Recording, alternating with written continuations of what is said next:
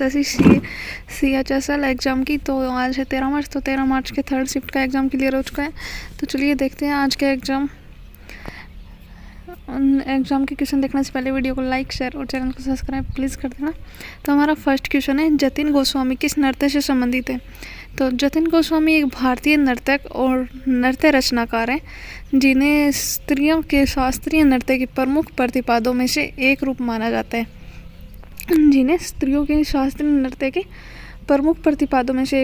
जाता है। कथक कला या उस्ताद उमा शर्मा और स्त्रियां कलाकार उस्ताद जतिन गोस्वामी को वर्ष 2017 और 2018 के लिए कालिदास सम्मान 20 फरवरी 2020 को खजुराहो नृत्य महोत्सव की प्रारंभिक रात्रि में प्रदान किया। जतिन गोस्वामी एक भारतीय कलाकार और नृत्य रचनाकार हैं, जिन्हें स्त्रियों के पारंपरिक नृत्य प्रकार के अचूक उदाहरणों में से एक रूप माना जाता है। भारत सरकार ने 2008 में पद्मश्री के गैर सैन्य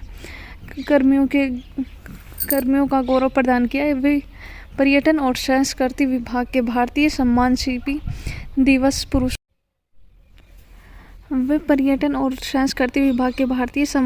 दिवस संगीत ज्योति पुरस्कार जैसे पुरस्कारों से भी प्राप्त है।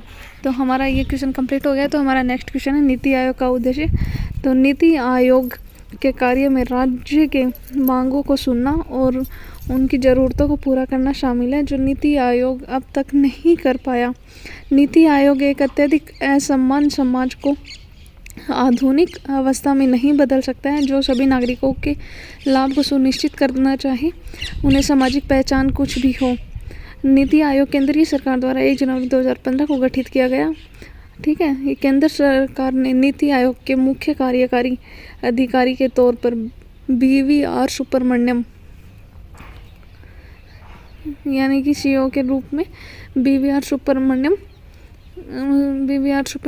सुब्रमण्यम को नियुक्त किया गया है। ठीक है,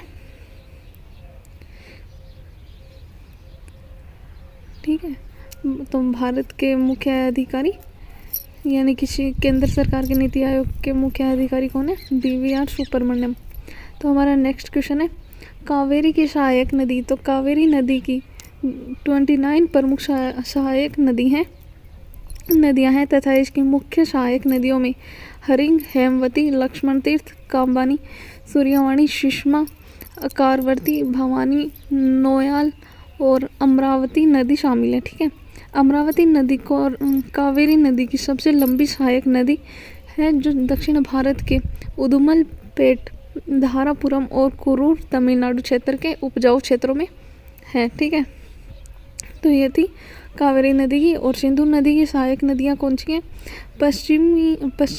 पश्चिमी से सिंधु नदी की प्रमुख सहायक नदियाँ काबुल तथा कुरेम नदियाँ हैं। पूर्व से पश्चिम मुख्य सहायक नदियाँ झेलम, चिनाब, रावी, ब्यास और सतलज है। ठीक है, पूर्व से 5 मुख्य सहायक नदियाँ हैं, झेलम, चिनाब, रावी, ब्यास और सतलज। और चिनाब सिंधु नदी की सबसे बड़ी सहायक नदी है। ठीक है, तो सिंधु नदी की सबसे बड़ी सहायक नदी कौन सी है? चिनाब। ठीक है, तो हमारा नेक्स्ट क्वेश्चन है, 1651 में अंग्रेजों ने फैक्ट्री किस नदी के किनारे? तो पहला अंग्रेजी कारखाना 1651 में बंगाल के हुगली नदी के किनारे स्थापित किया था। ईस्ट इंडिया कंपनी ने व्यापारियों को हुगली नदी के किनारे स्थापित किया था। ईस्ट इंडिया कंपनी ने व्यापारियों को कारखाने के पास बसने के लिए मना किया। 1696 तक कंपनी ने हुगली बस्ती के चारों ओर। ठीक है, हमारा नेक्स्ट क्वेश्चन है, जम्मू कश्मीर में कौन सा ग्लेशियर है? तो द्रंग दुर्ग ग्लेशियर, सफत ग्लेशियर और कोलाहोई ग्लेशियर को जम्मू कश्मीर के 5 ग्लेशियर हैं। ठीक है, थजीवास ग्लेशियर और एक और है माचोई ग्लेशियर। तो ये 5 ग्लेशियर जम्मू कश्मीर में हैं। ठीक है, तो हमारा नेक्स्ट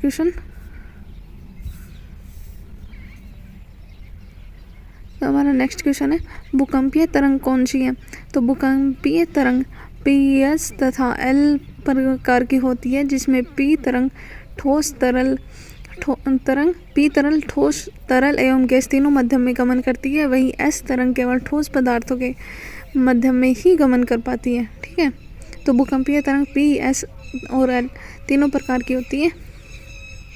तो हमारा नेक्स्ट क्वेश्चन है, सिलिकॉन ऑक्साइड किस में पाया जाता है? तो सिलिकॉन ऑक्साइड कार्बन परिवार में एक गैर धातुएं रासायनिक तत्व है।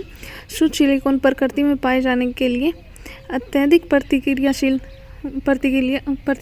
है, लेकिन वह व्यवहारिक रूप से सभी चट्टानों के साथ साथ रेत, मिट्टी और मृदा में पाई जाती है, या तो ऑक्सीजन के साथ सिलिका या ऑक्सीजन और एल्यूमीनियम के साथ अन्य तत्वों गैलिशियम, कैल्शियम, सोडियम, पोटेशियम या आयरन सिलिकेट के रूप में। ठीक है, सिलिका का सूत्र कौन सा होता है? SiO2। पोटेशियम आयरन के या आयरन सिलिकेट के रूप में। ठीक है, दूध की pH का मान, तो ताज़े दूध के pH का मान 6 होता है, 6 से 6.4 तक दूध का pH का मान होता है। ठीक है, तो हमारा नेक्स्ट क्वेश्चन है, महाभियोग का अनुच्छेद।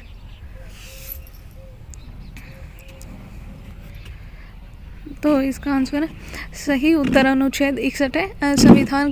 संविधान के अनुच्छेद 61 के अनुसार राष्ट्रपति के खिलाफ महाभियोग का प्रस्ताव तब चलाया जाता है जब वह संविधान का उल्लंघन करता है।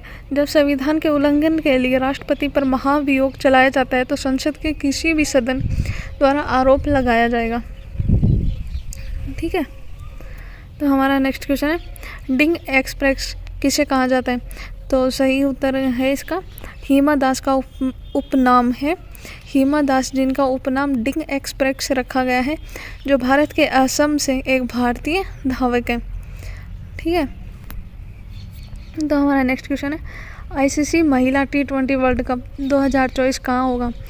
तो ये मैंने मेरे करंट अफेयर में भी बताया था, तो वापस से क्वेश्चन देखते हैं। 2024 ICC महिला T20 वर्ल्ड कप ICC महिला T20 वर्ल्ड कप टूर्नामेंट का 9वां संस्करण होने वाला है। यह सितंबर से अक्टूबर 2024 के बीच बांग्लादेश में आयोजित होने वाला है। ऑस्ट्रेलिया मौजूदा चैंपियन है। ठीक है, तो यह कहाँ पे होगा? बांग्लादेश में होगा। तो हमारा नेक्स्ट क्वेश्चन है, पुरंदर की संधि कब हुई थी? तो मुगल साम्राज्य के सेनापति राजपूत शासक जयसिंह प्रथम और मराठा छत्रपति शिवाजी महाराज के बीच 11 जून 1665 को पुरंदर संधि पर हस्ताक्षर किए गए थे। ठीक है, यानी कि कब हुई थी? 1665 को। तो हमारा नेक्स्ट क्वेश्चन है, छऊ नृत्य कहाँ से संबंधित है? झारखंड का सरेकेला छऊ, उड़ीसा का मयूरभंज छऊ, पश्चिम बंगाल का पुरुलिया छऊ मुखौटे सरेलिया और पुरेलिया के नृत्य के अभिनंग है। ठीक है, तो कहाँ से संबंधित है? झारखंड, उड़ीसा और पश्चिम बंगाल से संबंधित है। तो हमारा नेक्स्ट क्वेश्चन है, पायलट प्रोजेक्ट किस मंत्री ने? तो देखते हैं क्वेश्चन आगे।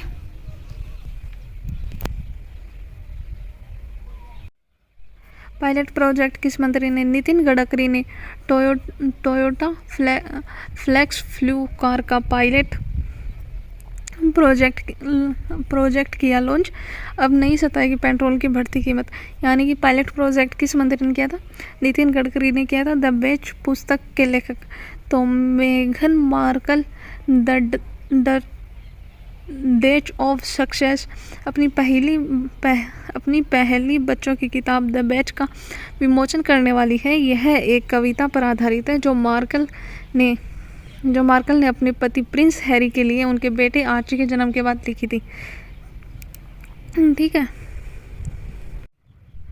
तो हमारा नेक्स्ट क्वेश्चन है, तांबा और जस्ता के मिश्रण से कौन सा धातु? तो चलिए देखते हैं इसका आंसर। तो एक मिश्र धातु एक नए तत्व के निर्माण के लिए 2 या अधिक तत्वों का मिश्रण है। मुख्य रूप से धातुओं में पीतल और कांस्य एक मिश्र धातु के प्राचीन रूप है। पीतल तांबा और जस्ता की मिश्र धातु है। कांस्य तांबे और टिन की एक मिश्र धातु है। ठीक है, एल्यूमिनियम बॉक्साइट अक्षय से प्राप्त होता है। तांबा सोना चांदी सीसा और जस्ता के साथ मिलकर मिश्र धातु मिश्रण तत्वों पीतल तांबा प्लस जस्ता, तांबा और जस्ता और कांस्य, ठीक है, ये बनते हैं। तांबा प्लस टिन और डोराइलम और नवीकरण ऊर्जा मंत्री आर के सिंह इसका अध्यक्ष पद संभालेंगे, जबकि फ्रांस के विकास और एवं अंतर्राष्ट्रीय भागीदारी राज्य मंत्री क्रिशोला जकोरोफुल सह अध्यक्ष होगी। माथुर ने बताया कि अध्यक्ष और सह अध्यक्ष पद के लिए आवेदन किए गए थे। ठीक है, तो हमारा नेक्स्ट क्वेश्चन है 9 नंबर की आयुर्वेद एक्सपर्टी का आयोजन किस राज्य में? तो 9वीं विश्व आयुर्वेदिक कांग्रेस का गुरुवार को पणजी गोवा में उद्घाटन किया गया था। इस आयोजन को संबोधित करते हुए केंद्रीय पर्यटन मंत्री और बंदरगाह नौवहन और जलमार्ग राज्य मंत्री श्रीपाद नायक ने कहा कि 2014 में केंद्र द्वारा आयुष के एक अलग मंत्रालय की स्थापना से दुनिया भर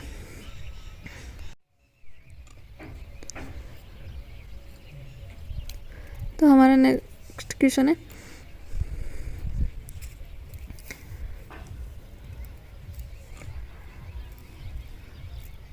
इस आयोजन को संबोधित करते हुए केंद्रीय पर्यटन मंत्री और बंदरगाह नौवहन और जलमार्ग राज्य मंत्री श्रीपाद नायक ने कहा कि 2014 में केंद्र द्वारा आयुष के एक अलग मंत्रालय की स्थापना से दुनिया भर में आयुर्वेद के प्रसार को सुगम बनाया गया है। आयुष आज जिस तरह से आगे बढ़ रहा है उसे याद रखना चाहिए कि विकास का इस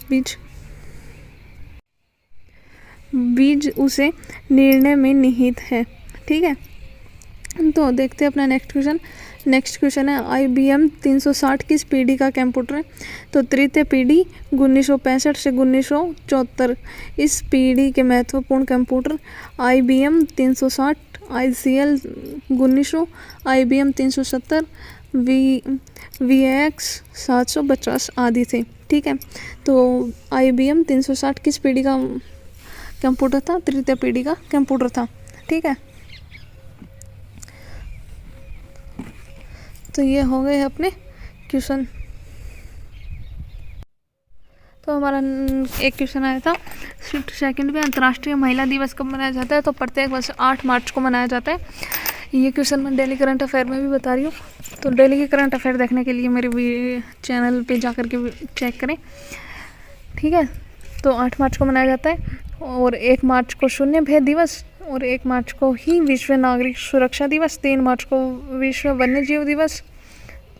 ठीक है, 1 मार्च को 2 दिवस मनाए जाते हैं, शून्य भेद, और 4 मार्च को राष्ट्रीय सुरक्षा दिवस और 8 मार्च को अंतर्राष्ट्रीय महिला दिवस।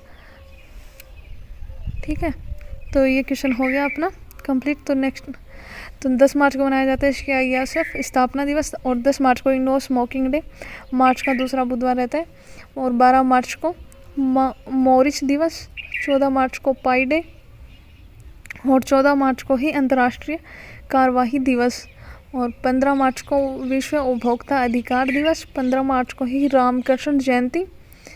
ठीक है, और 16 मार्च को राष्ट्रीय टीकाकरण दिवस और 18 मार्च को आयुध कारखाना दिवस भारत।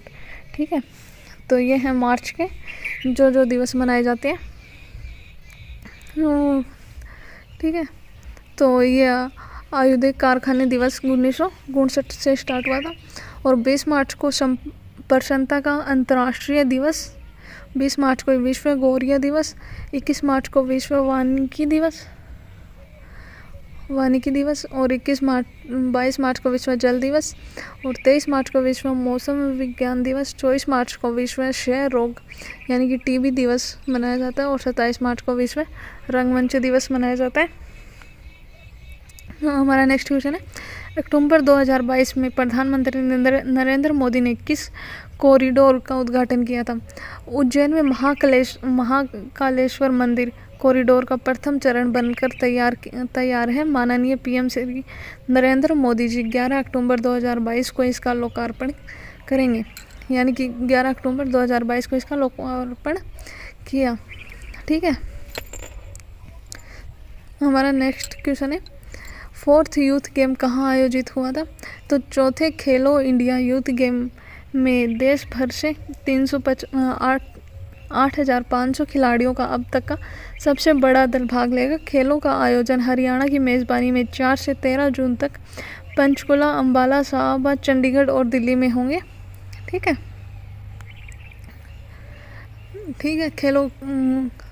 खेलो इंडिया यूथ गेम आयोजित होगा। और नई दिल्ली में आयोजित 2018 में खेलो इंडिया स्कूल गेम के साथ इस पहल की शुरुआत हुई। खेलो इंडिया स्कूल गेम का नाम बदलकर 2019 से खेलो इंडिया यूथ गेम कर दिया गया। खेलो India youth game 2023 Madhya Pradesh में 30 जनवरी से 11 फरवरी 2023 तक आयोजित किया जाएगा। यह भारत सरकार की खेलो इंडिया पहल के तहत प्रमुख आयोजन का 5वां संस्करण होगा, जो देश में ज़मीनी स्तर पर खेलों को बढ़ावा देगा। ठीक है, तो ये क्वेश्चन हो गया अपना कंप्लीट। वीडियो पसंद आए तो वीडियो को लाइक ज़रूर कर देना और शेयर करना ना भूलें। और 2023 में खेलो इंडिया यूथ गेम कहाँ आयोजित किया गया था, कहाँ आयोजित हुआ था? मध्य प्रदेश में 30 जनवरी को आयोजित हुआ था। तो हमारा नेक्स्ट क्वेश्चन है, हरि प्रसाद चौरसिया किस वाद्य यंत्र से संबंधित है? तो पंडित हरि प्रसाद चौरसिया एक भारतीय शास्त्रीय वादक है। वह बांसुरी, भारतीय बांस की बांसुरी के वादक हैं। उन्हें नवप्रवर्तक और परंपरावादी एक दुर्लभ समायोजन माना जाता है। उन्होंने अपनी उत्कृष्ट फूंकने की तकनीक के माध्यम से बांसुरी की अभिव्यंजक संभावनाओं का विस्तार किया है। ठीक है, एन लीला, पन्नालाल घोष, राजेंद्र प्रसाद, वी कंजुमानी, ये सारे कौन थे? बांसुरी बजाने में एक्सपर्ट थे। और पंडित रवि शंकर जो कि सितार प्लेयर थे, और हुसैन अहमद खान ये शहनाई प्लेयर थे, और अमजाद अली खान ये सरोद प्लेयर थे। ठीक है, तो हमारा नेक्स्ट क्वेश्चन देखते हैं। इन तीनों को भी पुरस्कार दिया गया है, सितार प्लेयर और शहनाई प्लेयर और सरोद प्लेयर में। ठीक है, तो हमारा नेक्स्ट क्वेश्चन है, बेंगलुरु में एक्सपो इसरो और किस देश? बेंगलुरु स्पेस एक्सपोज में भारत और ऑस्ट्रेलिया। शिवाजी का जन्म 20 अप्रैल 1627 को शिवनेर, पूना के पहाड़ी किले में जीजाबाई में हुआ था। मराठा साम्राज्य का अंतिम पेशवा बाजीराव द्वितीय था। ठीक है, तो हमारा नेक्स्ट क्वेश्चन, स्वतंत्रता के बाद जन्म होने वाली प्रधानमंत्री कौन थे? तो राजेंद्र प्रसाद जो कि बिहार से थे, भारत के प्रथम राष्ट्रपति बने। भारत की 15वीं निर्वाचित राष्ट्रपति वाली द्रौपदी मुर्मू जो कि 64 साल की है, स्वतंत्रता के बाद पैदा होने वाली भारत की पहली राष्ट्रपति भी होगी। वह 25 जुलाई को शपथ लिया था। ठीक है, तो हमारा नेक्स्ट क्वेश्चन है, स्वतंत्रता के बाद राजेंद्र प्रसाद बने थे। ठीक है, तो हमारा नेक्स्ट क्वेश्चन है, नवंबर 2022 तक भारत का पहला नागरिक कौन है?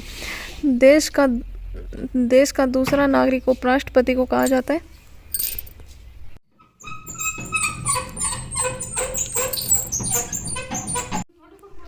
बस नवंबर 2022 तक भारत का पहला नागरिक कौन था? देश का दूसरा नागरिक, ये देखो, भारत के राष्ट्रपति को भारत का प्रथम नागरिक कहा जाता है। वर्तमान में भारत के प्रथम नागरिक महिम श्री द्रौपदी मुर्मू जी हैं। ठीक है, और देश का दूसरा नागरिक उपराष्ट्रपति को कहा जाता है। वर्तमान में भारत के उपराष्ट्रपति जगदीप धनखेड़ हैं। इस तरह वो देश के दूसरे नागरिक हैं। भारत के प्रधानमंत्री देश का तीसरा नागरिक कहा जाता है। इस तरह राष्ट्रपति और उपराष्ट्रपति के बाद नरेंद्र मोदी जो कि देश के प्रधानमंत्री हैं, देश के तीसरे नागरिक हैं। ठीक है, फर्स्ट नागरिक कौन है? द्रौपदी मुर्मू, और दूसरे नागरिक हैं जगदीप धनखड़। ठीक है, जो कि हमारे उपराष्ट्रपति हैं। और भारत के अलग अलग राज्यों के गवर्नर देश के चौथे नागरिक होते हैं। उदाहरण के लिए आनंदीबेन पटेल उत्तर प्रदेश की गवर्नर हैं, और इस तरह वो देश की चौथी नागरिक हैं। उन्हीं तरह बाकी राज्यों के राज्यपाल भी देश के चौथे नागरिक हैं। भारत का पूर्व राष्ट्रपति 5वां नागरिक होता है। इस प्रकार से पूर्व राष्ट्रपति रामनाथ कोविंद देश के 5वें नागरिक हुए। इनके अलावा पूर्व राष्ट्रपति श्रीमती प्रतिभा पाटिल भी देश की 5वीं नागरिक है। अब बात आती है देश के छठे नागरिक की। सुप्रीम कोर्ट के चीफ जस्टिस और लोकसभा के स्पीकर देश के छठे नागरिक होते हैं। ठीक है। छठे नागरिक कौन होते हैं? सुप्रीम कोर्ट के चीफ जस्टिस और लोकसभा के स्पीकर देश के छठे नागरिक होते हैं। आगे देखते हैं FTP फुल फॉर्म क्या है। तो FTP की फुल फॉर्म क्या है? File transfer protocol is a network protocol for transmitting file between computer over transmission control protocol. ठीक है। तो हमारा नेक्स्ट क्वेश्चन है 1757 के प्लासी युद्ध में अंग्रेजों की तरफ से किसने नेतृत्व किया? अंग्रेजी सेना का सेनापति था रॉबर्ट क्लाइव और सिराजुद्दौला का सेनापति था मिर्ज़ाफर। ठीक है। प्लासी का युद्ध 23 जून 1757 ईस्वी में अंग्रेजों और बंगाल के नवाब सिराजों के मध्य प्लासी नामक स्थान पर हुआ था। ठीक है। जिसका नेतृत्व रॉबर्ट क्लाइव ने किया था। जब हवा महीन बालू को उड़ाकर ले जाती है और एक टीले का निर्माण कर देती है उसे क्या कहते हैं?